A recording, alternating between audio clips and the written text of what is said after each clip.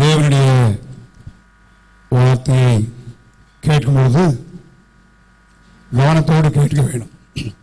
சபை மக்கள் சுசுரபியாலும் சரி, வாலிபனாலும் சரி, வசனத்தை நான் இங்கே போதிக்கிற நான் ஏதோ ஒரு பிரசங்கம் பண்ணணும் அப்படின்னு பண்ணல. நூற்றுக்கணக்கான பிரசங்கங்கள் எனக்கு தெரியும்.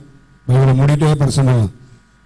ஒவ்வொரு வாரமும் உங்கள் மத்தியிலே நான் தேவனுடைய வார்த்தையை பகிர்ந்து கொள்கிறேன் சொன்னால், தேவ சமூகத்தில் பல மணி நேரங்கள் ஒரு பிரசங்கத்தை செய்தி ஆயத்தம் பண்ணுவதற்கு பல மணி நேரங்கள் தேவ சமூகத்தில் காத்திருந்து உங்களுக்கு வார்த்தையை கொடுக்கிறேன். ஸோ அந்த வார்த்தையை ஞாயிற்றுக்கிழமை ஒரு நாள் கேட்கும்போது மிக கவனத்தோடு கேட்கணும். பிரசங்கத்தை கேட்டுக்கிட்டு இருக்கும்போது வெளியே போகிறது, உள்ளே வருது, அதெல்லாம் தவிர்க்கப்பட வேண்டும். வேறு பெற்ற வேத வசனங்கள் ஒவ்வொரு நாளும் இந்த புல்பீட்டில் தேவ சமூகத்தில் பிரசங்கும்போது பயத்தோடும் நடுக்கத்தோடும் கர்த்தருடைய வார்த்தையை நான் உங்களுக்கு கொடுக்கிறேன். அது தேவனுக்கு தெரியும். ஒரு பிரசங்கத்தை பண்ணுவது கற்பவேதனைப்படுகிறது போல விளையாடாமல். அதனால் என்ன வார்த்தையை கேட்கிறோம் என்பதை குறித்து கவனமாக இருக்கணும். அந்த வார்த்தையை குறித்து நம்முடைய வாழ்க்கையில செயல்படுத்தலே அக்கறையாக இருக்கும். வரும்பொழுதே ஞாயிற்றுக்கிழமை நீங்கள் ஆண்டவர் என்னோடு என்ன பேச விரும்புகிறார் என்பதை எதிர்பார்த்து வரும். நீ பாஸ்டர் என்ன சொல்லுவாரோ அதில் குற்றம் கண்டுபிடிக்கலாம் என்கிற இயேசுடைய பரிசேயர் சதுசேயர் சொன்னது போல இருக்கக்கூடாது. இன்னைக்கு ஆண்டவர் பேசுகிற ஒரு 3/4 மணி நேரம், நான் 1 மணி நேரம் வார்த்தையை பேசுறேன்னா, இல்லை எந்த வார்த்தையை கர்த்தர் என்னோடு பேச ஒருவிட முழு பிரசங்கம் இல்லாமல் இருக்கணும். அதில் இடையில வருகிற வார்த்தைகள் ஒரு வார்த்தையாவது உங்கள் வாழ்க்கைக்கு அந்த வார்த்தைக்கு இல்லாமல் போடுது. கவனமாக கேட்கும். எனக்கு என்ன வார்த்தை எனக்கு ஆண்டவர் தரப்போறாரு, என்னோடு கர்த்தர் என்ன பேச போகிறார் என்று எதிர்பார்ப்போடு நீங்க இருப்பீங்கன்னா ஏதோ ஒரு விதத்தில் ஆண்டவரோடு பேசுவார். அந்த வார்த்தைகள் உங்களுக்குள்ள ஊடுருவி பாயும். ஒருவேளை அது உங்களுக்கு மனம் திரும்புதலா இருக்கலாம், உங்களை கட்டி எழுப்புறதா இருக்கலாம், ஆறுதல் படுத்துகிற வார்த்தையா இருக்கலாம். But it should do something. உங்க வாழ்க்கையில பேசப்படுகிற வார்த்தைகள் ஏதாவது ஒரு காரியம் செய்யும். அப்படி இல்லைன்னா வசனத்தை கேட்டு பிரயோஜனம் இல்லை. ஸோ விளையாட்ட ஞாயிற்றுக்கிழமை காலைல பிரசங்க கேட்டு வரக்கூடாது. வசனம் கேட்கும்போது கவனமா எச்சரிக்கையோடு ஆண்டவர் வார்த்தை, ஆண்டவர் எப்படி இருக்கிறாரோ அந்த வார்த்தைக்குரிய கனத்தை கொடுக்கும். தூக்கம் வந்தா போய் முகத்தை கழுவிட்டு வந்து உட்காருங்க. ஸோ தேவனுடைய வார்த்தை உங்களுக்குள்ளே போகாவிட்டால் உங்க வாழ்க்கையில வளர்ச்சி அடைய முடியாது. ஸோ தேவ சமூகத்தில் நான் உண்மையாக சொல்ல முடியும், கர்த்தருடைய சமூகத்தில் பயத்தோடு பக்தியோடு உங்களுக்கு ஒவ்வொரு வாரமும் ஆண்டுடைய வார்த்தையை சொன்னேன். ரூம்ல பார்த்தேன் எத்தனை முறை கிறுக்கி வச்சிருப்பேன். என்னுடைய ஏரியில் எத்தனை முறை ஒரு பிரசங்கத்தை ஆயத்தம் பண்ணி அதை எழுதி அதை நான் தியானித்து பேசுகிறேன். ஆனால் அதை விளையாட்டு என்று இன்னைக்கு ஞாயிற்று பிரசங்கத்தை கேட்டதோடு அதோட மறந்துடுது. அது அல்ல, நீங்கள் கணக்கு கொடுக்கணும் கர்த்தருடைய வார்த்தை. ஆகவே ஒவ்வொரு வாரமும் கர்த்தருடைய வசனத்தை கேட்கும் பொழுது கவனத்தோடு கேட்கணும். அந்த வார்த்தை தியானிங்க. அந்த வசனம் உங்க வாழ்க்கையில பலன் கொடுக்க வேணும். ஹல்லேலூயா, ஹல்லேலூயா. என் வாழ்க்கையில வெற்றி வார்த்தையில பேசுறதில்லை, பிரசங்கத்தில் என் குடும்பத்தை பத்தி பேசுறதில்லை, அதான் உலக செய்தியை பேசுறதில்லை. தேவனுடைய வார்த்தைக்கு வெளியே போவதற்கு நான் மிக அஞ்சுகிறவன்.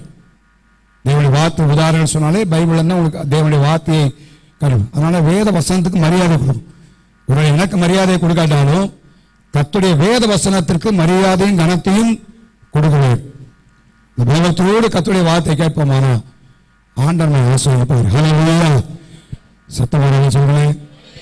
அதனால வேதவசனம் சொல்லும் பொழுது திருப்பி பார்ப்போம். அந்த வார்த்தையில தியானிக்கும். நீங்க ஆண்டவனுடைய வார்த்தை பேசினாரு, நீங்க என்னோட என்ன பேசுற ஆண்டவரே, எதிர்பார்ப்போடு நம்ம காத்திருப்போம். போன முறை இணைய போயிருக்கும்போது கிரேட் சபை இருக்கிற தலைவர்கள் என்னை சந்திக்கணும்னு சொன்னாங்க. ஒரு 15 பேர் தனியா என்னோட பல காலம் கேட்டாங்க. அப்ப சொன்னாங்க, நாங்க எவ்வளவோ வசனத்தை பேசுறோம், ஒண்ணுமே நடக்கல. ஆனா நீங்க பேசும்போது உங்களுக்குள்ள ஏதோ ஒரு காரியத்தை அது உண்டாக்குகிறது, ஏன் கேட்டாங்க. நான் சொன்ன கர்த்தருடைய வார்த்தை நீங்க படிங்க, ஜெபிங்க. பிரசங்கத்தை ஆயத்தமனை காட்டிலும் நீங்க உங்களை ஆயத்தம் பண்ணணும், ஜெபிக்க வேண்டும் என்று பல ஆலோசனை சொன்னேன், பல காரியங்கள். ஸோ ஏதாவது காரியங்கள் நம்ம வாழ்க்கையில் செய்யும். ஒவ்வொரு வாரம் வரும்போது காலையில் எதிர்பார்ப்படுவாங்க, ஆண்டவரே நீங்க என்னோட என்ன பேச போகிறப்பா, எனக்கு என்ன வார்த்தை தர போகிறேன்? நான் ஒரு நாள் ஜெபம் பண்ண ஆண்டவர் சமூகத்தில் வரும், ஆண்டவரே என் வார்த்தை உமக்கு சித்தமில்லாத ஒரு வார்த்தையோட வாயிலிருந்து வரக்கூடாது, அதே நேரத்தில் உமக்கு சித்தமுள்ள வார்த்தை ஒரு வார்த்தையோட என் வாயிலிருந்து போகாம என்ன இருக்கவும் கூடாது என்கிற ஒரு ஜெபத்தோட வைக்கிறேன். அதே இந்த நாட்களில் வரப்போற நாட்களில் வசனங்கள் நமக்குள்ளே ஒரு பெரிய பலனை உண்டாக்க வேண்டும், ஒரு பெரிய தாக்கத்தை ஏற்படுத்த வேண்டும், வாழ்க்கையில வளர்ச்சியை ஏற்படுத்த வேண்டும். சொந்த ஒரு நிலைமையோடு எந்த வசனம் கேட்டாலும் மிக கவனமாக நீ கேட்க வேண்டும். இந்த காலங்களிலும் கடந்த வாரத்தில் சொன்ன அந்த வசனத்தை நான் வாசித்து திரும்ப அந்த வசனம் ஆண்டவர் பல்வேறு காரியங்களை என்னோடு இடைவிட்டார், என்னோடு பேசினார். அதைத்தான் நான் உங்களோடு பகிர்ந்து விரும்புகிறேன். யோவானின் சுவிசேஷம் 15ஆம் அதிகாரம் 16ஆம் வசனத்தை எல்லாரும் சேர்ந்து திரும்ப வாசிக்க போறோம். சண்டே ஸ்கூல் பைபிள் எல்லாம் தரும், எல்லா வேதத்தை திறந்து எல்லாரும் வாசிக்கும். யோவானின் சுவிசேஷம் 15ஆம் அதிகாரம் 16ஆம் வசனம் வாசிக்கலாமா? நீங்கள் என்னை தெரிந்து கொள்ளவில்லை, நான் உங்களை தெரிந்து கொண்டேன். நீங்கள் என் நாமத்தினாலே பிதாவை கேட்டுக்கொள்வது எதுவோ அதை அவர் உங்களுக்கு கொடுக்கத்தக்கதாக நீங்கள் போய் கனி கொடுக்க முடிக்கும், உங்கள் கனி நிலைத்திருக்க முடிக்கும், நான் உங்களை ஏற்படுத்தினேன். கடந்த வாரத்திலே நான் உங்களை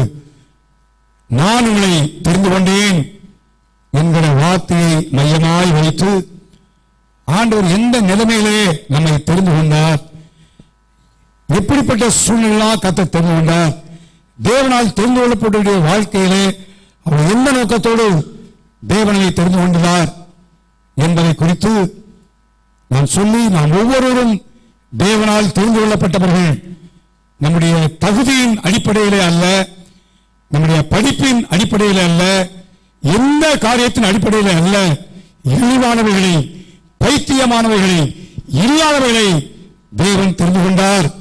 அவை நானும் நீங்களும் தேவனால் தெரிந்து கொள்ளப்பட்டவர்கள். மிக முக்கியமான நோக்கம் அவர் தமக்கு சொந்த ஜனமாய் இருக்கும்படி நம்மை தெரிந்து கொண்டார். ஆகவே நாம் அவரோடு இருக்கும்படியாகவே தேவனை தெரிந்து கொண்டார். நம் தேவ சமூகத்திலே நாம் இருக்க வேண்டும் என்பது குறித்து நான் பகிர்ந்து கொண்டேன். இந்த காலவெளியிலே நான் உங்களை ஏற்படுத்தினேன் என்று ஆண்டவர் சொல்லுகிற வார்த்தையை மையமாக வைத்து நான் தியானித்த ஒரு பகுதியை மாத்திரம் இந்த காலவெளியிலே நான் பகிர்ந்துபடியாய் விரும்புகிறேன். ஆண்டவர் நம்மை ஏற்படுத்தியிருக்கிறார், மிக ஆர்டைன்ட், தேவனே நம்மை நியமித்திருக்கிறார் என்று எழுதப்பட்டிருக்கிறது. அப்ப எதற்காக தேவன் ஏற்படுத்தியிருக்கிறார்? இன்றைக்கு ஒரு மனிதனை ஒரு அலுவலகத்திலேயோ அல்லது ஒரு பள்ளியிலோ ஒரு போஸ்டிலோ அவர்களை நியமிப்பார்களானால் அவர்களுக்கு இந்த சில பொறுப்புகள் இருக்கிறது, அவர்கள் ஆற்ற வேண்டிய சில கடமைகள் இருக்கிறது. அவை நான் சொன்னேன், தேவனை தெரிந்து கொள்ள நோக்கம் நாம் அவரோடு கூட இருக்கும்படியாக, அவர் தமக்கு சொந்த ஜனமாய் நம்ம இந்த பூச்சக்கரத்தில் இருக்கிற உலகத்தில் எல்லாரை பார்க்கிறோம் நம்மை தெரிந்து கொண்டார் என்று நான் தெரிந்து கொள்ள பேசினேன். ஏற்படுத்திய காரியத்தை குறித்து சொல்லும் பொழுது, நீங்கள் போய் கனி கொடுக்க முடிக்கும், உங்கள் கனி நிலைத்திருக்க முடிக்கும், நான் உங்களை செய்தேன், ஏற்படுத்தினேன். அப்படியானால் தேவனை ஏற்படுத்திய நோக்கம் என்ன? கனி கொடுக்கும்படிக்காக தேவன் நம்மை ஏற்படுத்தியிருக்கிறார். நானும் நீங்களும் தேவனுக்கென்று கனி கொடுக்கும்படிக்காகவே தேவனை ஏற்படுத்தி வைத்திருக்கிறார். வேதத்தில் வாசிக்கும் பொழுது லூக்காவின் சுவிசேஷம் 13ஆம் அதிகாரம் 6-7 வசனங்களை வாசியுங்கள்.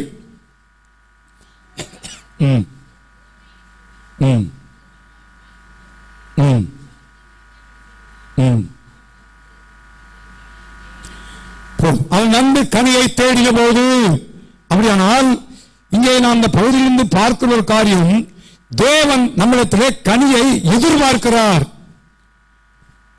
தெரிந்து கொண்ட என்னிடத்திலும் உங்களிடத்திலும் தேவன் கனியை எதிர்பார்க்கிறார். அதான் இங்கே சொல்லப்படுகிறது. இந்த உண்மையை சொல்லி தேவன் பரலோக ராஜ்யத்தின் காரியத்தை உண்மைகள் மூலமாய் அவர் நமக்கு சொல்லித் தருகிறார், விளங்கப்படுகிறார். நம்முடைய வாழ்க்கையிலே கனி கொடுக்கக்கூடிய வாழ்க்கையை இருக்க முடியாது ஏற்படுத்தி இருக்கிறார். அவர் தேடுகிறாராம், கனியை தேடின போது என்று எழுதப்படுகிறது. மத்தேயு சுவிசேஷம் 21ஆம் அதிகாரம் 24ஆம் வசனத்தை வாசியுங்கள்.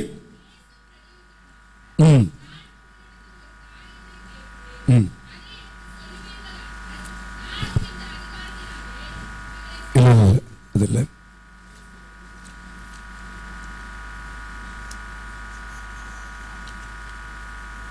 சாரி 34.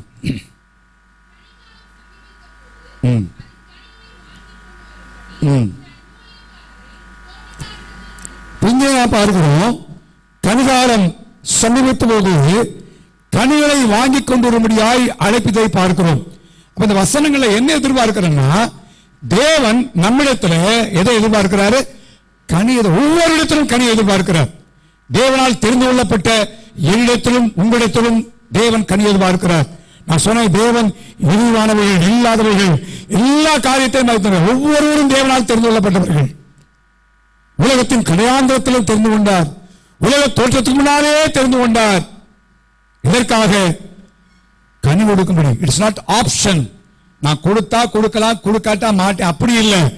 தேவனால் தெரிந்து கொள்ளப்பட்ட ஒவ்வொருவரும் கட்டாயம் நாம் கனி கொடுத்தாக வேண்டும். ரோமன் நிருபம் 7ஆம் அதிகாரம் 4ஆம் வசனத்தை வாசியுங்கள்.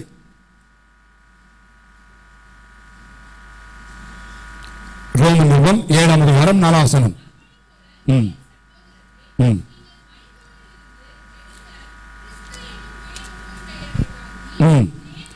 தேவனுக்கென்று கனி கொடுக்கும்படி, தேவனுக்கென்று நாம் கனி கொடுக்க வேண்டும்.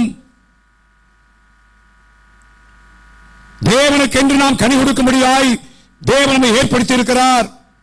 இன்னொரு சொல்ற வாசிங்க, ஏசாயாவின் புத்தகம் 5ஆம் அதிகாரம் முதல் 2 வசனங்கள்.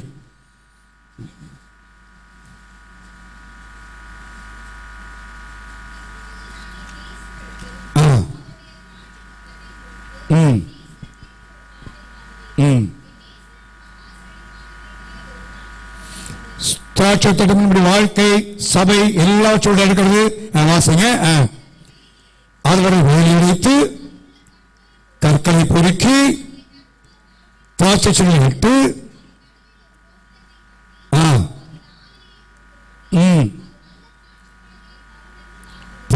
ஆண்டவருடைய எதிர்பார்ப்பு என்ன? நான் நீங்கள் என்ன கொடுக்கணுமா? நல்ல கனிகள். ஆண்டவர் ஏன் ரட்சித்து சபை கொண்டிருக்க வேண்டும்? ரட்சிக்கப்பட்டே பரலோகத்துக்கு கொண்டு இருக்கலாம், இல்ல அப்படியே விட்டுருக்கலாம். ரட்சிக்கப்பட்டை கர்த்தர் ஏன் சபையிலே சேர்க்கிறார்? ஒரு திராட்சை தோட்டம் போல ஆண்டவர் வசனமா பேசுறார். அதுக்காக ஜெபங்கள் ஏறெடுக்கப்படுகிறது, எத்தனையோ ஆலோசனை சொல்லப்படுகிறது. ஏன் இப்படி ஆயின் கனி கொடுக்க வேண்டும், கனி கொடுக்க வேண்டும் என்பதற்காக. இங்கே வாசிக்கும், நல்ல கனிகளை கொடுக்கும் என்று எதிர்பார்த்து அவர் காத்திருந்தார் என்று எழுதப்படுகிறது. என்னிடத்தில் உங்களிடத்திலும் ஆண்டவர் காத்திருக்கிறார் கனிகளை கொடுக்கும்படியாக. தேவனுக்கென்று நாம் கனிகளை கொடுக்கும்படியாய் தேவன் விரும்புகிறார். அது அவருடைய எதிர்பார்ப்பு. அதற்காகவே நம்மை தெரிந்து கொண்டு நம்மை ஏற்படுத்தி இருக்கிறார். ஆனால் இந்த திராட்சை தோட்டம், அந்த திராட்சை எப்படிப்பட்ட கனியெல்லாம் கொடுத்தது என்பதை குறித்து நான் பார்த்தேன். வாசனை 5ஆம் அதிகாரம் 2ஆம் வசனம் பின்பகுதி, காத்திருந்தார். அதுவோ என்ன கனிகளை கொடுத்துச்சா? கசப்பம். இந்த காலையில் கர்த்தருடைய வார்த்தையை கேட்கும் பொழுது நம்முடைய வாழ்க்கை சற்று ஆராய்ந்து பார்க்கும். நான் தேவனுக்கு என்று கனி கொடுக்கும்படி நியமிக்கப்பட்டிருக்கிறேனே, என் ஆண்டவருக்கு நான் எப்படிப்பட்ட கனிகளை நான் கொடுக்கிறேன், எப்படிப்பட்ட கனிகள் என் வாழ்க்கையிலே நான் தேவனுக்கு என்று கொடுக்கிறேன் என்பதை நான் சற்று ஆராய்ந்து பார்க்க வேண்டிய மிக மிக அவசியம்.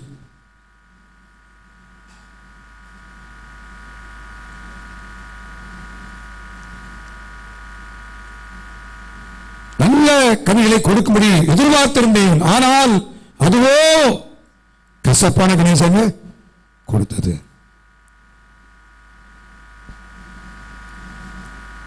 ஓசியா 10ஆம் அதிகாரம் 3ஆம் வசனத்திலே பொய்யான கனி என்று எழுதப்படுகிறது. வாசிக்க வேண்டாம், கொடுத்து கொள்ளுங்கள். 19 பொய்யின் கனி.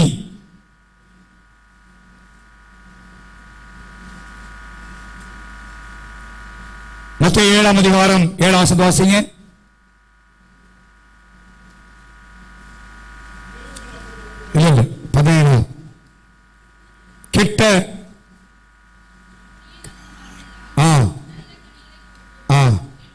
கெட்ட மரமோ கெட்ட கனிகளை கொடுக்கும். 17ஆம் வசனத்தை வாசிக்கிறோம். கெட்ட கனிகளை கொடுக்கிறது. ஓசியா 10ஆம் அதிகாரம் 1 வசனத்தில் தனக்குத்தானே கனி கொடுக்குதான். செல்பிஷ். கனி மற்றவர்களுக்கு பிரயோஜனமாவது, மற்றவர்கள் பயன்படக்கூடிய ஒன்று. ஆனால் இங்கே எழுதப்பட்ட வார்த்தை என்ன? தனக்குத்தானே கனி கொடுக்கிறதா, மற்றவர்களுக்கு பிரயோஜனம் இல்லை. இந்த காலவெளியிலே நாம் எப்படி கனி கொடுக்கிறோம்? நான் சொல்ல இந்த காலவெளியில் ஒரு பகுதியை மாத்திரம் நான் சுட்டிக்காட்டி கர்த்தருடைய பந்திக்குள்ளே நடத்தபடி விரும்புகிறேன். கசப்பான கனி, பொய்யின் கனி, கெட்ட கனி, தனக்குத்தானே கனி கொடுக்கிற நிலைமை அந்த ஆண்டவர் சொன்ன உண்மையிலே நாம் பார்க்கிறோம். நல்ல கனியை எதிர்பார்த்து அவர் போகிறார். கனி இல்லை. உன்னை ஆண்டவர் சொல்லுகிற வார்த்தை என்ன? வேதத்தை வாசிக்கும் போது நல்ல கனி விடாத மரங்களுக்கெல்லாம் ஏற்படுகிற நிலைமையை குறித்து வேதம் சொல்லுகிற காரியங்கள் மிக பயங்கரமான ஒரு காரியத்தை சொல்லுகிறது. மத்திய 7ஆம் அதிகாரம் 19ஆம் வசனத்தை வாசிக்கிறோம். வாசியுங்கள். நல்ல கனி விடாத மரமெல்லாம் வெட்டுண்டு அக்கிலே போடப்படும். வேதத்தில் திரும்ப திரும்ப திரும்ப அந்த வார்த்தை சொல்லப்படுகிறது. வாசிக்கிறோம். யோவானின் சுவிசேஷம் 15ஆம் அதிகாரம் 2ஆம் வசனத்தை வாசியுங்கள். அங்கே திராட்சை கொடியை குறித்தும் கனிகளை குறித்தும் எழுதப்பட்ட ஒரு மிகப்பெரிய அதிகாரமான அதிகாரத்தை பார்க்கலாம். யோவான் 15:2 என்னில் கனி கொடாதிருக்கிற கொடி எதுவோ அதை என்ன செய்யாருங்க? அறுத்து போடுகிறார் என்று எழுதப்பட்டிருக்கிறது. ஏன்? அதற்காகவே கனி கொடுக்கும்படியாகவே தேவன் நியமித்திருக்கிறார். உலகத்தின் தோற்றத்துக்கு முன்னாலே தெரிந்து கொண்டு பாவத்திலும் அக்கிரமத்திலும் அநியாயத்திலும் வாழ்ந்து வந்த நன்மை எத்தனையோ சூழ்நிலை கத்தனமை தெரிந்து கொண்டிருக்கிறார். எதிர்பார்க்கிற கனி நம்முடைய வாழ்க்கையில் இல்லை. ஆனால் மிக ஆபத்தான ஒரு வாழ்க்கையை எச்சரிப்பை தேவன் சொல்லுவது நம்ம வசனங்களை பார்க்க முடியும்.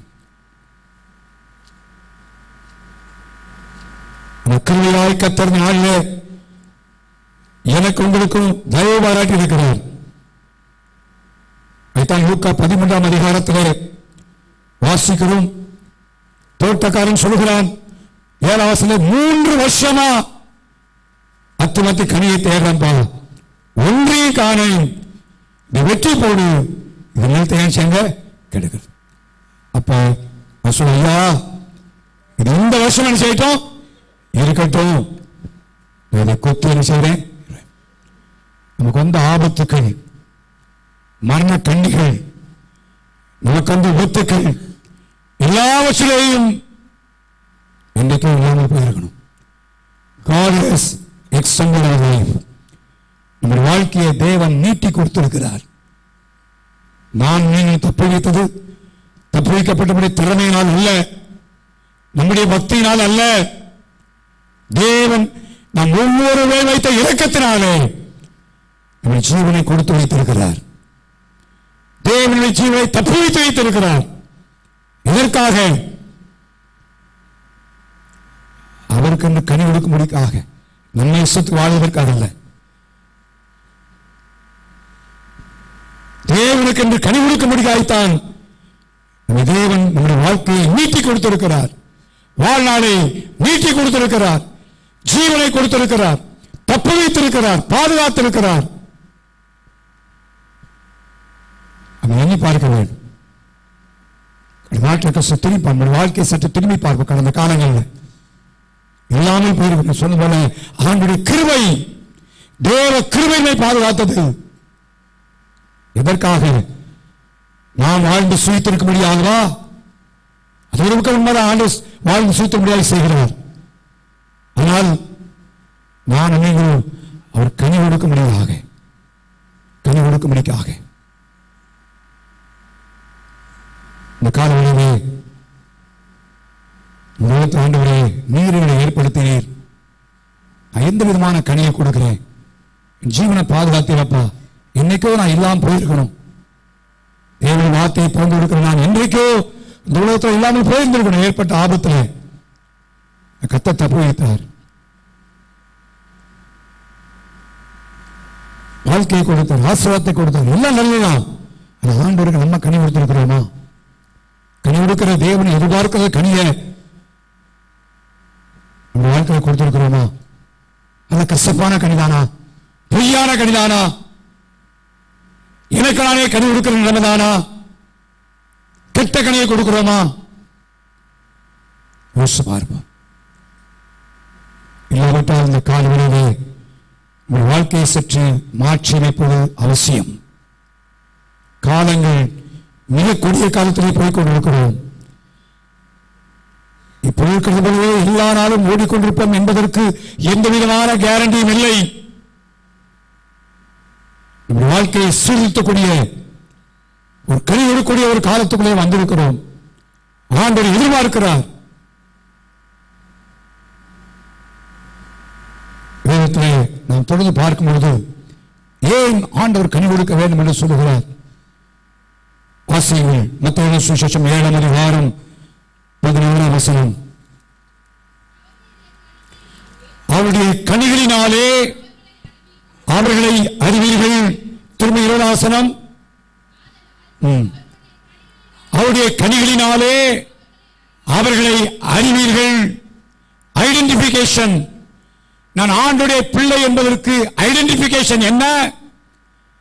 என்னுடைய பெயர் அல்ல, நான் கையில் வைத்திருக்கிற பைபிளை தூக்கி கொண்டு போவதனால் அல்ல, நான் சர்ச்சுக்கு வருவதனால் அல்ல, நான் பிரசங்கிப்பதனால் அல்ல, நான் பாடுவதனால் அல்ல, நான் ஆராய்ப்பதனால் அல்ல.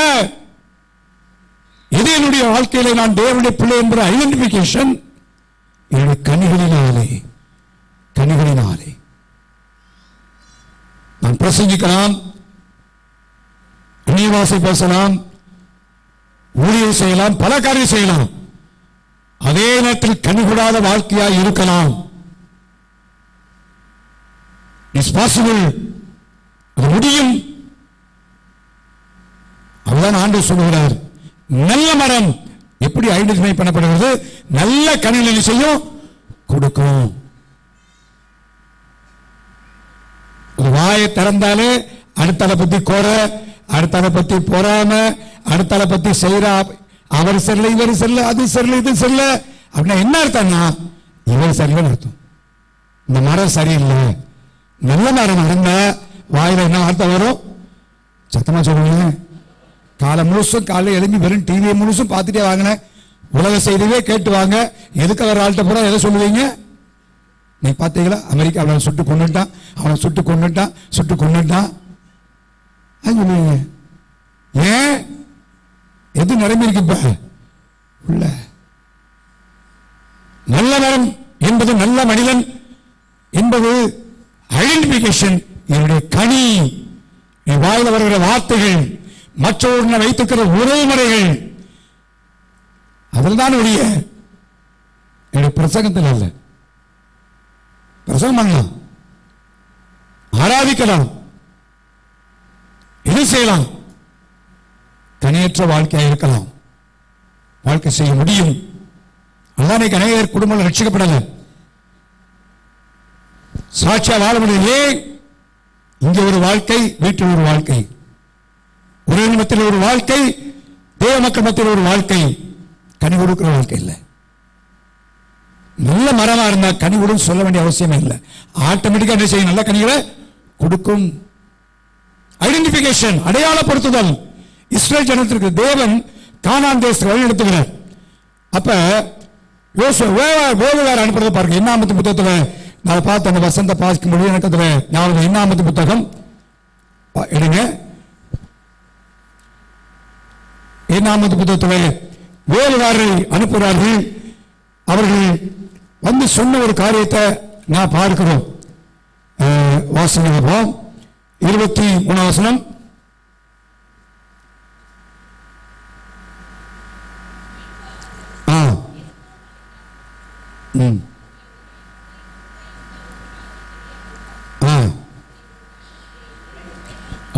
பாருங்க, கானான் போய் வேலை பார்த்தாங்கன்னா ஒரு திராட்சை கொலைய எப்படி ரெண்டு பேரு தோல்ல கட்டி சமைக்கிறாங்க.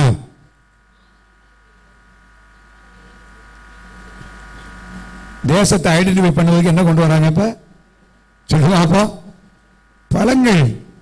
அடுத்து கீழே வாசிங்க அப்போ, 27ஆம் வசனம், 26ஆம் வசனம்.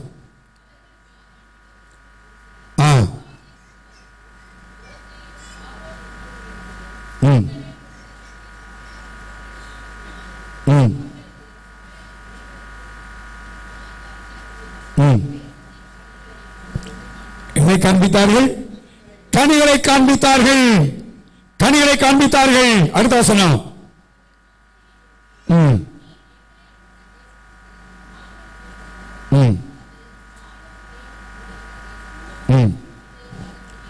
அது அதனுடைய கனி. அப்ப தேசத்தை எப்படி ஐடென்டிஃபை கனி காட்டுகிறார்கள்? கனிகளை கொண்டு வருகிறார்கள். ஏன் காய்கறியை கொண்டு வரல? தெரியாது. ஆண்டு வெளியேற்று பாருங்க, கனிகள். அப்ப ஒரு மனிதனை எப்படி ஐடென்டிஃபை பண்ணப்படுகிறான்? கனிகளின் மூலமாக. அருமையான தேவனுடைய பிள்ளையே, உங்க வாழ்க்கையுடைய கனிகள் மூலமாய் ஐடென்டிஃபை பண்ணப்படுகிறது. சொல்ல வாழ்க்கையில் மற்ற எந்த காரியத்தினால் அல்ல, எப்படிப்பட்ட கனிகள் நம்முடைய வாழ்க்கையில் வெளிப்படுகிறது. நல்ல மரமாக இருக்குமானால் அந்த மரம் என்ன கனி கொடுக்கும்? நல்ல கனி தான் கொடுக்கும்.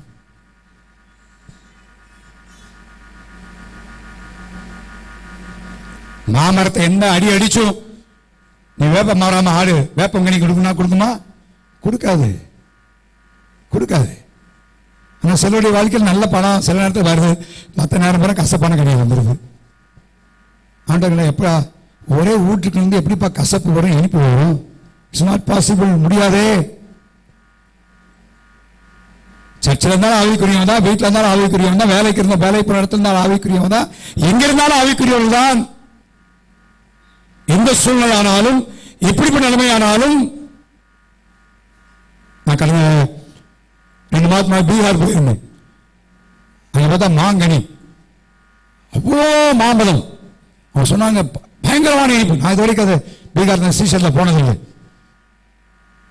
அங்கே சாப்பிட்டா பயங்கர இனிப்பு. அவ்வளோ சாப்பாடே அதானா, அவளையும் அதே ஊரை சாப்பிடான்னு சொன்னாங்க. அங்கேயும் மாங்கனி இனிப்பை தான் செய்யுது. இலங்கைக்கு போனேன், அங்கேயும் கருத்தக்கும் என்கிற ஒரு மாம்பழம் கொடுக்குறாங்க, அதுவும் இனிப்பா தான் இருக்கு. தேசத்துக்கு மாறினோடனே கனி மாறுறது இல்லையே, ஆனால் நம்ம மாறிடுவோமே. யோசிச்சு பாருங்க, இடத்த அந்த மாதிரி மாறிடுவோமே, நம்ம பேச்சு மாறிடுவோமே. சற்று யோசிச்சு பாருங்க. கடற்கரை ஆவியானவர் கடநாட்டில் என்னோடு அதிகமாக ஈடுபட்டார். நான் பல காரியத்தை, பல மணி நேரங்கள் இந்த வசனங்களை வாசித்த பல காரியத்தை நான் யோசிச்சு பார்த்தேன். தேசத்தின் ஐடென்டிபிகேஷன், கானான் தேசம் பாலும் தேனும் ஒழுகிற தேசம். வீட்டுல பாலை கொண்டு இருக்கலாமே, தேனை கொண்டு இருக்கலாமே, இல்லப்பா அவருடைய கனியை பாருங்கப்பா, அவருடைய கனி கனி கனி கனி.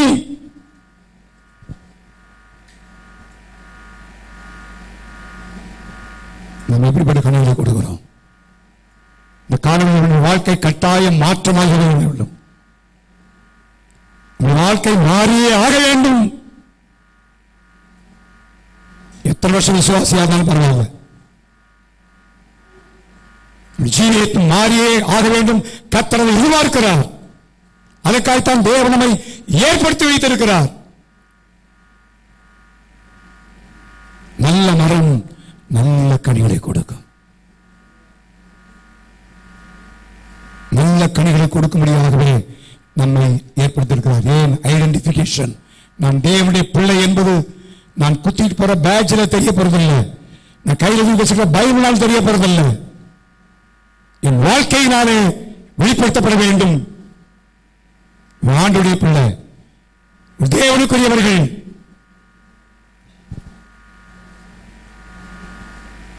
இரட்டை வேஷம் போடுகிற வாழ்க்கை இன்றோடு ஒழிய வேண்டும். மாய்மாலமான வாழ்க்கைக்கு முற்றுப்புள்ளி வைக்க வேண்டும். வாழ்க்கை எங்கும் நல்ல மரமாய் நல்ல கனிவுறுக்கிறவர்களாய் அடையாளப்படுத்தப்பட வேண்டும்.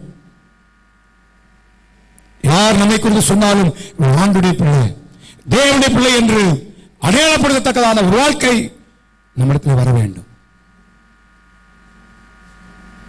இரண்டாவதாக அந்த கனி கொடுக்கிற காரியத்துக்கு சொல்லும்போது ஆண்டவர் சொல்லுகிற ஒரு காரியத்தை வாசிக்கிறோம்.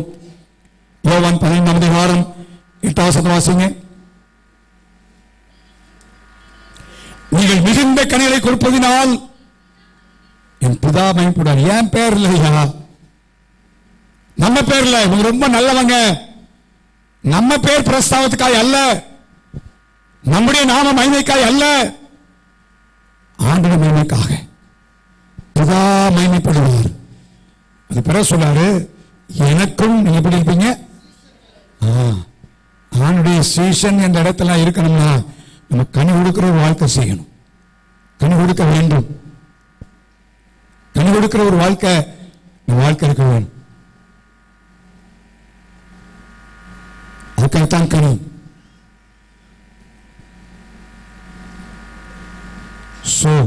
கனிகளினாலே நாம் அடையாளப்படுத்தப்படுகிறோம். தேவனுடைய பிள்ளை என்று அடையாளப்படுத்தப்படுகிறோம். நம்ம வாயில வருகிற வார்த்தைகள் நல்ல வார்த்தைகளாக இருக்க வேண்டும்.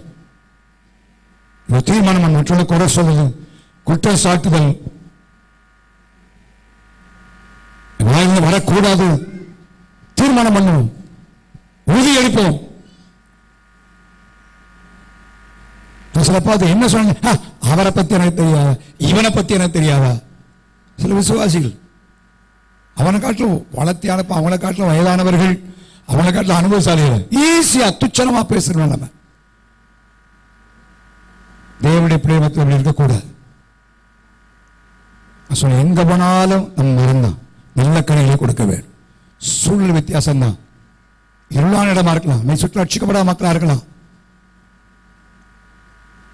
நம்ம கனி கொடுக்க வேண்டும். கனிகளினாலே அடையாளப்படுத்தப்படுகிறோம். கனி கொடுப்பது தேவனுக்கு மகிமை உண்டாக்குறது.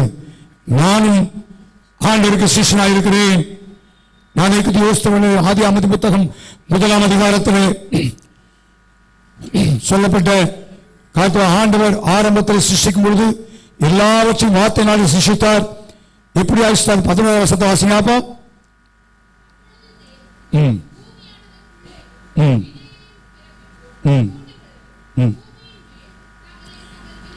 தங்கள் தங்கள் விதையை உடைய கனியை போ.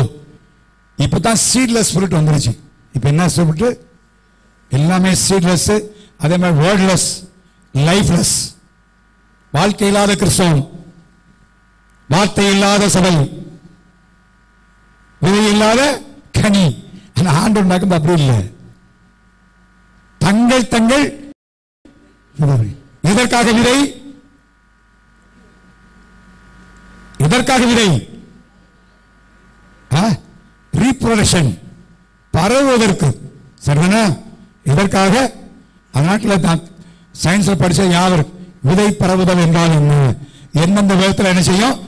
விதை பரவும். அப்படித்தானே? காற்றின் மூலமாக, தண்ணீரின் மூலமாக, முறையின் மூலமாக விதை பரவு. எதுக்குன்னா ஆண்டவர் அந்த உலகத்துல இல்லப்பா, அது எல்லா இடத்துல என்ன செய்யணும்? பரவணும். அப்ப என்ன அர்த்தம்?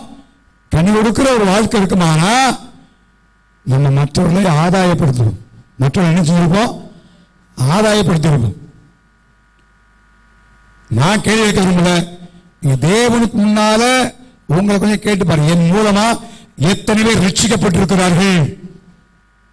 அடுத்த பக்கம் ஒரு கேள்வி, என் மூலமா எத்தனை பேர் இடர்கள் அடைந்திருக்காங்க அப்படின்னு கேட்டு பாருங்க. நல்லா சிலதை ஜெபிக்கிற ஜெபம் அப்படித்தான். ஆண்டவரே, இவங்க மூலமா ஜனங்கள் ரட்சிக்கப்படாட்டாலும் இடர்கள் ஆகாம இருந்தா சரி ஆண்டவரே. உண்மையிலே சொல்றேன், தேவ சமூகத்தில்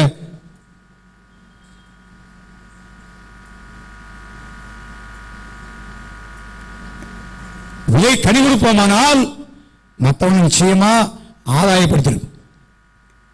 எத்தனை வருஷம் விசுவாசியானு தெரியாது. உங்களால் எத்தனை ஆத்மாக்கள் ரட்சிக்கப்பட்டார் என்பதை கொஞ்சம் எண்ணி பாருங்க. கனி கொடுப்போமானா நிச்சயமா விதை இருக்கும். அது மற்றவர்களை உருவாக்கும். அதுக்காக உருவாத்தார். சரி, இந்த காலங்களிலே நான் வாசல் சொல்லி முடிக்க விரும்புகிறேன்.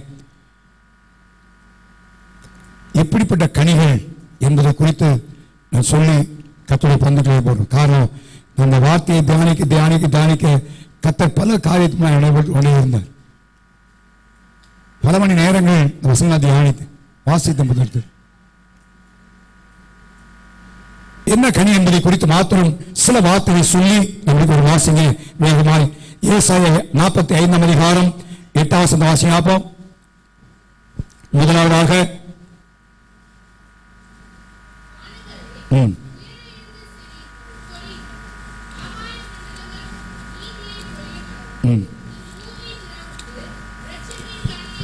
ரட்சிப்பின் கனியை தந்து.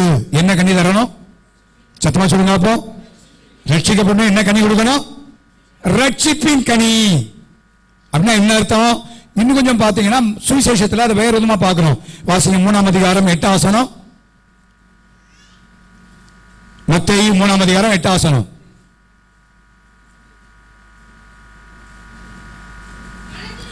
மனம் திரும்புதலுக்கு ஏற்ற கனி. உலகத்தான் இருந்திருக்கோம், உலகத்திலே வாழ்ந்தோம், உலகத்தாரே போல இருந்தோம். ஆனா ஆண்டவரை ஏற்றுக்கொள்ளும் பொழுது மனம் திரும்புதலுக்கு ஏற்ற கனி. மனம் திரும்புதல் என்றால் ரைட் அபவுட் டைம், நான் போய்கிட்டு இருக்கிற திசையில் வந்து நேர் எதிர்மாறாய் மாறுகிறது.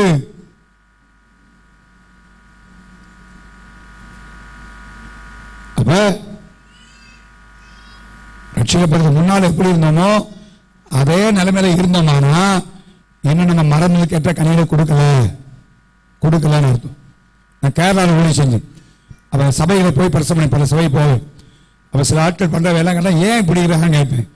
அவங்க மானசாந்தரப்பட்டுன்னுவாங்க. அப்படியே மானசாந்தரப்பட்டு ஆனா திரும்பலையும். மானசாந்தரப்பட்டு திரும்பினா தான் நல்லா இருப்பாங்க. மானசாந்தரம் பட்டிருக்காங்க ஆனா திரும்பலையும். சொல்றாரு மனம் திரும்புவதற்கு ஏற்ற கனி. ரைட் அப்போ நம்முடைய சுவாபங்கள் மாறி இருக்க வேண்டும், நம்முடைய பழக்க வழக்கங்கள் மாறி இருக்க வேண்டும், நம்முடைய தன்மைகள் மாறி இருக்க வேண்டும். இன்னும் உலகத்தாரை போலவே நாம் காணப்பட்டோமானால் we are not giving the fruits. ரட்சிப்பின் கனியை நாம் கொடுக்கவே இல்லை. இன்னும் மரணிக்கற்ற கனி நமக்கு இல்ல. பேரை மாத்திருக்கலாம், இடத்தை மாத்திருக்கலாம், ஆனா கனி கொடுக்கலாம். வாழ்க்கை மாறவில்லை. மனம் திரும்புவதற்கு ஏற்ற கனிகளை கொடுக்க வேண்டும். இந்த கால கத்த நம்முடைய இடைமுடைய காலம் என்னன்னா இந்த கடைசி நாட்டில் வந்திருக்கிறோம். சபையாக கத்த நம்மிடத்திலே கனிகளை எதிர்பார்க்கிறார். ஹல்லேலூயா, ஹல்லேலூயா. தேவன் எதிர்பார்க்கிறார். அவருடைய அங்கலாய்ப்பு இதுவரை எப்படி இருந்தமோ தெரியாது. இந்த காலவனுடைய வாழ்க்கையில் ஒரு பெரிய மாற்றுதல் நாளாய் மாறட்டும். ஆண்டவரை பாதுகாத்திருக்கிறார். ஏவனை நீடித்திருக்குமானால் ரொம்ப கஷ்டம். வேண்டாம், ஆண்டவர் எதிர்பார்க்கிறத திம்சி. ஆண்டவரே வாழ்க்கை மனம் திரும்பிட்டே சொன்னேன். இன்னும் பழைய பேச்சு போலையே, பழைய கெட்ட வார்த்தை போலையே, பழைய டிவியில பார்க்கிற பழக்கம் போலையே, பழைய செயல்கள் மாறலையே. ஆண்டவரே தேவ சமூகத்தில் அறிக்கை செய்யும், ஒப்பு கொடுப்போம், ஒரு மனம் திரும்புவதற்குள்ள ஏற்படுவோம். ரட்சிப்பின் கனி, மனம் திரும்புவதற்கு ஏற்ற கனிகள் வாழ்க்கையை காணப்பட வேண்டும். இரண்டாவதாக வாசிகள் யாக்கோபு 3ஆம் அதிகாரம் 17வது வசனம்.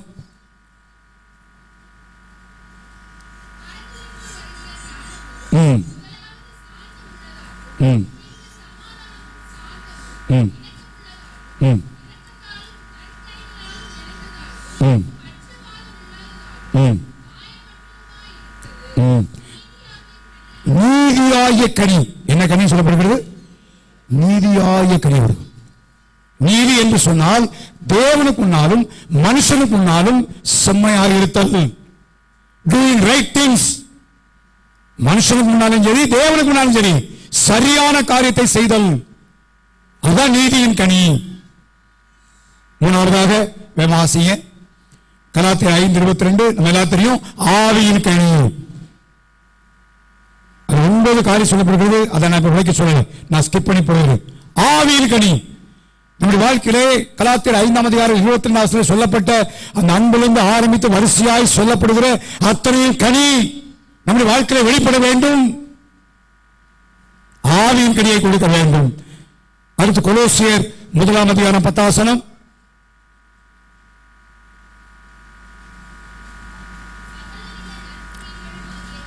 நற்கிரிகளாகிய கனி, நல்ல கிரியைகள், அது கனி. மற்ற உதவி செய்கிறோம், ஏழைக்கு இறங்குகிறோம், அது கனி. நற்கிரியைகள், நாம் செய்கிற கிரியைகள் நற்கிரியா இருக்குமானால் அது ஒரு கனி என்பதாக வேதம் சொல்லுகிறது. இன்னைக்கு நம்முடைய தேசத்தில் தெரசாமியரை குறித்து பாராட்டிக் கொண்டிருக்கிறார்கள் எல்லா சமயத்தவரும். காரணம், அவங்க செய்த நற்கிரியைகள். தொற்கால் நற்கிரியை செய்தால் என்று எழுதப்படுகிறது. நான் நீங்களும் நற்கிரியை செய்ய முடியாய் ஆண்டவராலே நாம் கையாலே உருவாக்கப்பட்டிருக்கிறோம் என்று எழுதப்படுகிறது. எபேசியர்ல தேவனுடைய பிள்ளைகள் நற்கிரியை செய்யும். நம்முடைய இயேசு நன்மை செய்வாய் சுற்றி தந்தாண்டு அப்போஸ்தலர் 10:10 வாசிக்கிறோம். நான் நன்மை செய்வேன், நற்கிரியைகளை செய்ய வேண்டும். இட்ஸ் நாட் ஆப்ஷன், கட்டாயம் செய்வேன். அது ஒரு கனி. கடைசியாய் வாசிக்கிறோம் எபிரேயர் 13:15 வாசிங்க. எபிரேயர் 13:15.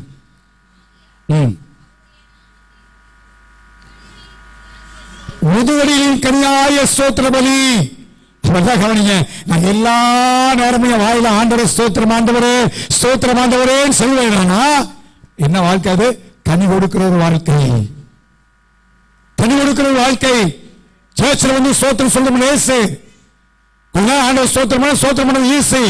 ஆனால் உங்கள் வாழ்க்கையில சூழ்நிலை மாறும்பொழுது, கஷ்டத்தில் இருக்கும் பொழுது, பலவீனத்தில் இருக்கும் பொழுது, யாரோ உங்களை குறித்து தவறாய் சொல்லும் பொழுது வாயில என்ன கனி வந்துச்சு? ஸ்தோத்திரம் வருதா? ஸ்தோத்திரம் சொல்றீங்களா? யோசிப்பாரு. அவங்க சொன்னதுக்கு 10 மடங்கு நீங்க பேசி தீர்த்துட்டீங்களா? என்ன அப்படி சொன்னாங்க? அவங்க எப்படிப்பட்டவங்க தெரியுமா? இவங்க எப்படிப்பட்டவங்க தெரியுமா?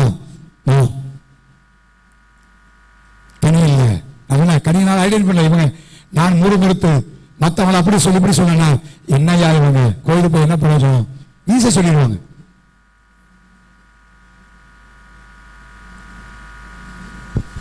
உதவியின் கனி ஸ்தோத்திரம். அது கனி, சும்மா இல்ல, விளையாட்டு இல்லாது. எல்லா நேரமும் எல்லா காரியத்திலும் ஆண்டவர் ஸ்தோத்திரம் பண்ணுவாங்க. அது ஆண்டவர் கனி கொடுக்கணும். அதெல்லாம் ஆண்டு சொல்வார், பவுல் சொல்வார், எல்லாவற்றிலும் என்ன செய்யுங்க? ஸ்தோத்திரம் செய்யப்பா, அதான் உங்களுக்கு தேவ சித்தம்.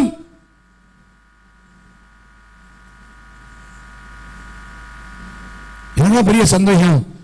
இங்க ஸ்தோத்திரம் பண்ற ஆட்கள் வீட்டில் போய் ஸ்தோத்திரம் பண்றாங்களா அப்படின்னு ஒரு பெரிய கேள்விக்குறிதான். நம்முடைய வாழ்க்கை மாறல, வாழ்க்கையில இருக்கிற நிலைமையில இருக்காங்க. எவ்வளவு ஸ்தோத்திரம் பண்றாங்க, எந்த அளவுக்கு அவங்க வாயில ஸ்தோத்திரம் வருது?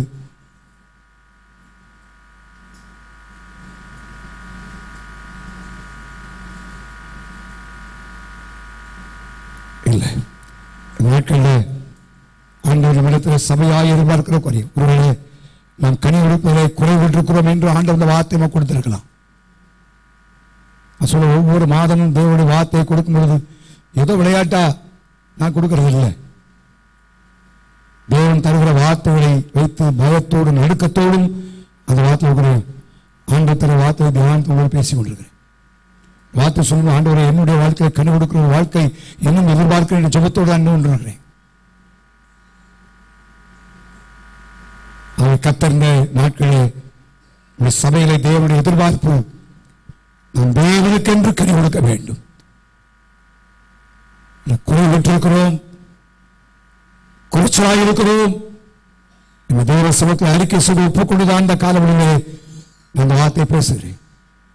ஆண்டவரே, இந்த தனிப்பட்ட வாழ்க்கையிலே நான் கனி கொடுக்கணும், குடும்பமாய் கனி கொடுக்க வேண்டும், சபையாய் கனி கொடுக்கணும். ஆண்டவரே, எதிர்பார்க்கிற கனியை நான் கொடுக்க வேண்டும். கனி கசப்பான கனியாய் இல்லை ஆண்டவரே, ஒரு பொய்யின் போலி கனியாய் அல்ல ஆண்டவரே, விரும்புகிற கனியாக இருக்கணும்ப்பா. யோசிச்சு பாருங்க, ஆண்டோட அங்கலாய்ப்பை பாருங்க. வேலை அடைத்து கற்களை பொறுக்கி நீர் பாய்ச்சி நல்ல கனிகளை கொடுக்கும் என்று எதிர்பார்த்திருந்தேன். ஐயோ, அது கசப்பு விஷயம். என்ன சொல்றது அதுக்கு? இப்ப நான் என்ன செய்ய போறேன்? எல்லா வேலையும் பிடிங்கி எறிய போறேன். நமக்கு கோவம் வந்தா என்ன செய்யறோம்? யோசிச்சு பாருங்க.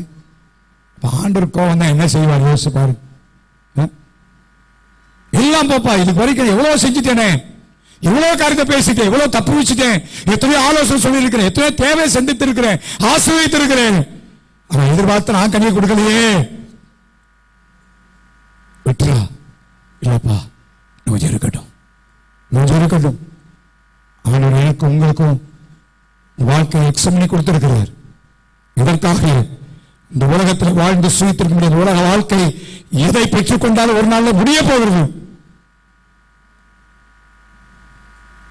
உலகத்திற்கு ஆண்டவர் சகலவிதமான ஆசீர்வாதம் தந்து ஆசீர்வதிக்க வேண்டும் என்று ஜெபிக்கிறோம், வாஞ்சிக்கிறோம். கர்த்தர் செய்கிறார், அதற்காக ஸ்தோத்திரம். ஆனால் அது அல்ல, எந்த ஒரு பொருளும் நம்மோடு வரப்போவதில்லை. நாம் சேர்த்து வைத்த எது வரப்போவதில்லை.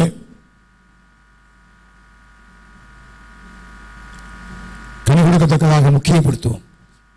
ஆண்டவரே, நீங்க ஏற்படுத்தியிருக்கிறான். எங்கேயோ இருந்தப்பா, எனக்கு தெரிஞ்ச உடனே ஆண்டவரே, எப்படியோ இருந்தேன், என்ன தெரிஞ்ச உடனேப்பா. உலகத்தும் கூட இருந்தவங்க என் சொந்தக்கா உறவினர்களா இன்னும் பாவத்திலும் அக்கிரமத்திலும் அநியாயத்திலும் கண்கள் ஈரடைந்து போய் இருக்கிறார்கள். ஆண்டவரே, என்ன தெரிஞ்ச உடனேப்பா, எவ்வளவு பெரிய பாக்கியம். கனி கொடுக்க வேணுமே, அடுத்த ஸ்டேஜில் நான் கனி கொடுக்க முடியாது ஏற்படுத்தி இருக்கிறீரே, அதை கொடுக்க ஆண்டவரே. இந்த காலையிலே கேட்ட வார்த்தையை கேட்டதோடு அல்ல, இந்த வார்த்தை உங்களுக்குள்ள கட்டாயம் மாதிரி கொண்டு வர வேண்டும். நீங்கள் தீர்மானித்து செயல்பட வேண்டும். ஏதோ பிரசவத்தோட ஒரு பிரசவமா கேட்டேன் போயிட்டேன் இல்லை. உலகத்தின் கடைசி நாட்களுக்குள்ளாய் போய் கொண்டிருக்கிறோம். என்ற நிலைமையினுடைய காரியத்தை ஒவ்வொரு நாளும் ஒவ்வொரு தேசத்திலையும் கொண்டு வந்திருக்கிறோம். ஒரு தேசத்தில் மந்திரியாவே மாற்றி வச்சிருக்கான். மிருகம் என்கிற இடத்திற்கு நேராய் மிருகத்தின் கருத்தில் எல்லா வல்லமையும் ஒப்புக் கொடுக்கப்பட காலத்தில் வந்துவிட்டோம். என் டைம் கடைசி நாட்கள் மிக கொடிய காலங்களில் வந்துட்டோம். இதெல்லாம் தெரியும். இது குறித்து அறிந்தவர்கள் நன்றாக அறிந்திருக்கிறீர்கள். அந்த பேப்பரை வாசிப்பது ஏன் கொடுத்தானா, அது அரசாங்கம் யோஜனா, ஒரு லஞ்சம் வாங்காது, எல்லா கருத்தையும் சிஸ்டமேட்டிக்கா செய்யும், எல்லாம் போட்டிருக்கான். சொல்லப்படலையா? எல்லா அதிகாரத்தையும் மிருகத்தை ஒப்புக் கொடுக்கிறத பற்றி சொல்லப்படலையா? யோசிச்சு பாருங்க. இன்றைக்கு மனிதனுடைய கண்டிப்பு அதை வேதவாசன் சொல்லியிருக்கேன். அப்ப இந்த நிறைவேறும் நாட்டில் வந்திருக்கிறோமே, நான் நீங்கள் தேவராஜ்யத்தை போனோமே, யோசிச்சு பாருங்க. தேவசமத்தில் எல்லாரும் கண்கள் பாபத்தோடு. Hallelujah. Thank you, Jesus. நீங்கள் உன்னை தெரிந்து கொள்ளவில்லை, நான் உன்னை தெரிந்து கொண்டேன் என்று ஆண்டவர் சொன்னார். எங்கேயோ இருந்தோம், அக்கிரமத்தில் அநியாயத்திலும் பாவத்திலும் முழந்து போயிருந்தோம். ஆண்டவர் தெரிந்து கொண்டாரு, நம்முடைய குடும்பத்திலும் தெரிந்து கொண்டாரு. யோசிச்சு பாருங்க, நம்முடைய குடும்பத்தார் விக்கிரகாராலும் பாவத்திலும் கண் சொருகி போனவர்களாக இருக்கிறார்கள். ஆண்டவர் நம்ம கண்ணை திறந்தாரு, நம்ம தெரிந்து கொண்டாரு. யோசிச்சு பாருங்க, நம்முடைய ஊர்ல இருந்து, நண்பர்கள் மத்தியில இருந்து நம்ம பலவீனமா தான் இருந்தோம், ஒண்ணுமில்லாம தான் இருந்தோம். ஆண்டவர் தெரிந்து கொள்ளும் பொழுது இருக்கிற நிலைமையை யோசிச்சு பாருங்க, நான் எப்படி இருந்தோம்.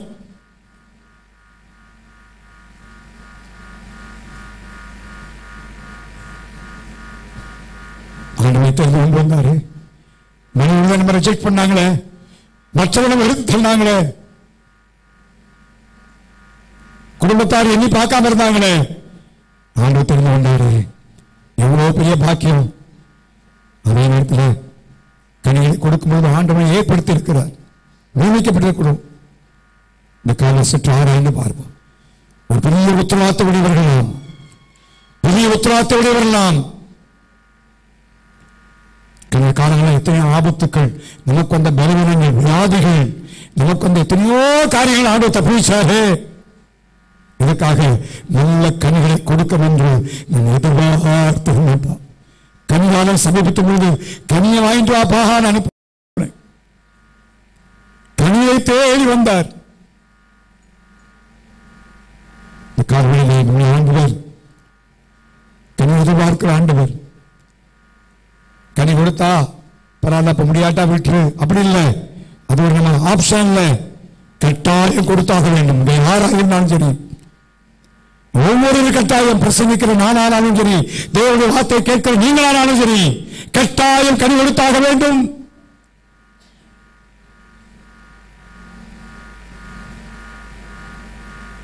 ஒரு ஐடென்டிபிகேஷன், ஆண்டுடைய பிள்ளை என்கிற ஐடென்டிபிகேஷன் கனி கொடுத்தல் மூலமாக தான். ஒவ்வொரு ஸ்கூல்ல காலேஜில் ஐடென்டி கார்டு தராங்க. எதுக்கு? அவனை அடையாளப்படுத்திக் கொள்வதற்கு. இன்னைக்கு எனக்கு உங்களுக்கு ஒரு ஐடென்டிபிகேஷன் என்ன? நல்ல மரம் நல்ல கனிகளை கொடுக்கும். கனிகளினால் தான் நாம் அடையாளப்படுத்தப்படுகிறோம்.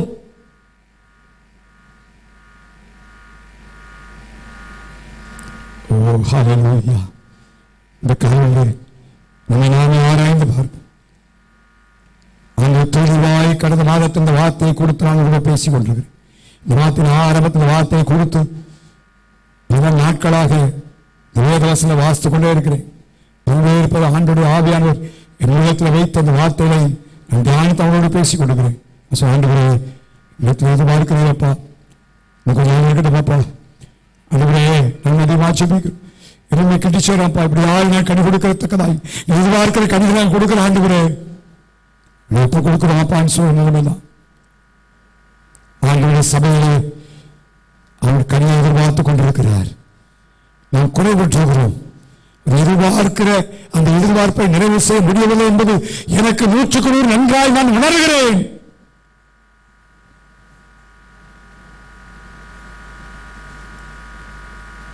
ஒரே சபை வேணும் நானா இருந்தாலும் சரி, காலவனுடைய எதிர்பார்ப்பை எதிர்பார்க்க வேண்டும். வார்த்தை ஏதோ ஒரு கேட்ட வார்த்தையில் இன்னொரு வார்த்தையை எடுத்துட்டு போயிடாதீங்க. தயவு செய்து வசனத்தை சாதாரண போயிடாதீங்க. இருதயத்தின் ஆழத்தை விடுங்க. ஒரு மனந்திருதலை கொண்டு வரட்டும், ஒரு மாற்றத்தை ஒரு வாழ்க்கையை கொண்டு வரட்டும். எப்பொழுது போல இருப்பேன் என்று சொல்லுகிற நிலைமையிலே சிம்சோனை போல இருப்போமானா மாறிடும். வேண்டாம். எப்பொழுதும் போல என்ன நடக்க போகுது இல்லை. கர்த்தர் என்று விளைவிட்டார்கள் எழுதப்படுகிறது. வேண்டாம்.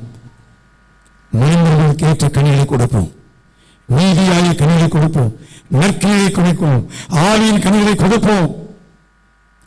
உதவியின் கனிகளை சூத்திரபடி நம் வாயிலிருந்து யார் என்ன சொன்னாலும், என்ன பற்றி இப்படி பேசினாலும், யாருன்னு சொல்ல வாயிலிருந்து சோத்திரம் வரட்டும்.